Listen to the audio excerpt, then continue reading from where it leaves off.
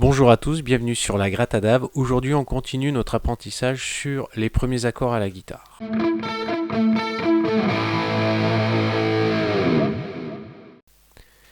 Alors, en ce qui concerne des deux nouveaux accords qu'on va voir aujourd'hui, nous verrons l'accord de Sol majeur et l'accord de Ré majeur. Pour ce qui est du Sol majeur, je vais utiliser mes 4 doigts au niveau du manche de la guitare. Tac. Et il va se jouer comme ceci en fait. Donc, comment je vais trouver ma position sur mon accord de Sol majeur? Je vais venir avec mon doigt numéro 1 à la 5e corde, 2e case.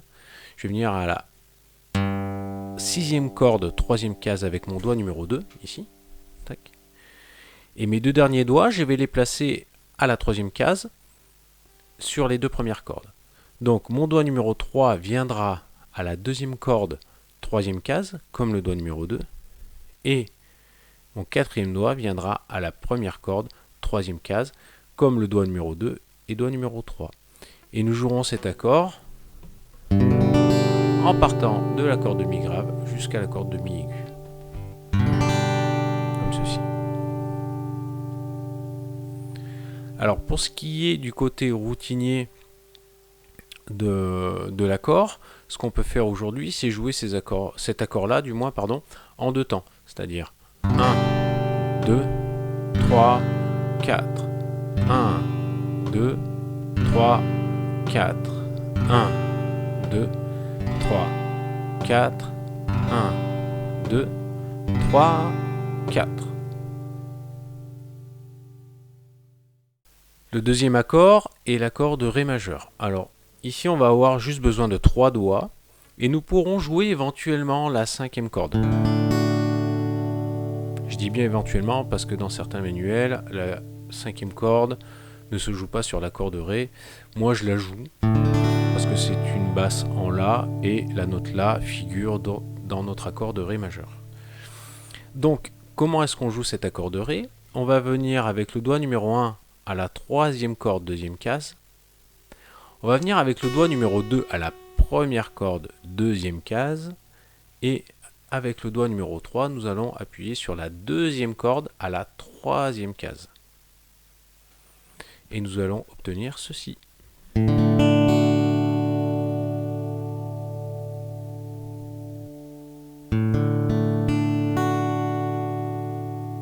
Voilà, toujours pareil. En jouant cet accord en deux temps, on obtient ceci. 1, 2, 3, 4. 1, 2, 3, 4. 1, 2, 3, 4. 1, 2, 3, 4. Donc, pour l'enchaînement de ces deux accords, on va voir qu'il y a une petite combine pour passer d'un accord à l'autre grâce à ce qu'on appelle un doigt pivot. Le doigt pivot, en fait, on l'avait vu la semaine dernière sur le passage de La mineur à Do, où là, ce coup-ci, on avait deux doigts pivots. Ici, on va en avoir un, et il s'agit du 3e doigt. Le 3e doigt, sur l'accord de Sol, se situe à la 2e corde, 3e case. Et ça tombe bien sur le Ré aussi.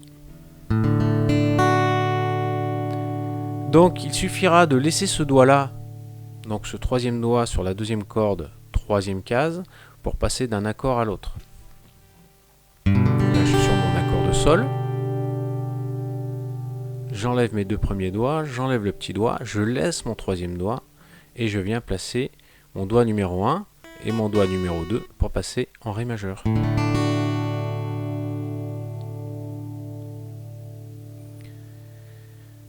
Donc, gardez toujours un côté routinier quand vous travaillez ces deux accords, comme ceci. 1, 2, 3, 4 et 1, 2, 3, 4 et 1, 2, 3, 4 et 1, 2, 3, 4. Donc, pour ce qui est de travailler ces nouveaux accords avec les anciens, ce que je vous propose... Pardon, excusez-moi, petit bruit de guitare. Je vous propose donc de travailler une grille d'accords à partir du fameux morceau de Bob Dylan. Pardon, je vais y arriver. qui n'est autre que Knockin' on Heaven's Door. Donc sur cette grille d'accords là, nous allons avoir notre fameux accord de Sol, enchaîné avec un accord de Ré, qui va s'enchaîner avec de La mineur, qu'on a vu la dernière fois. Donc notre première grille fait ceci. 1, 2, 3, 4. 1, 2, 3, 4 et 1, 2, 3, 4 et 1, 2, 3, 4. Pour ce qui est de la deuxième grille de ce morceau, nous verrons pareil un accord de Sol enchaîné avec un accord de Ré, mais ce coup-ci enchaîné avec deux accords de Do majeur.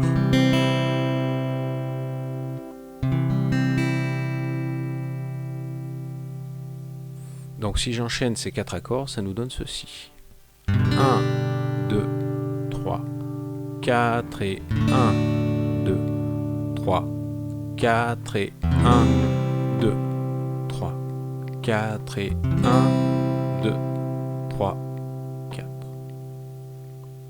Donc si je joue ma grille entièrement, j'aurai 8 accords. Je vais vous les jouer, ça va nous donner ceci.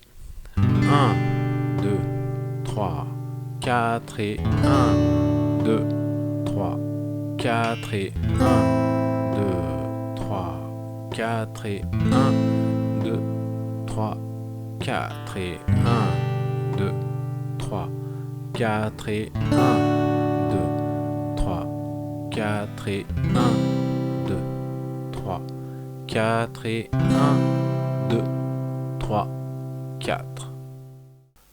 Donc voilà pour ce qui est de ce deuxième tuto concernant l'apprentissage des premiers accords.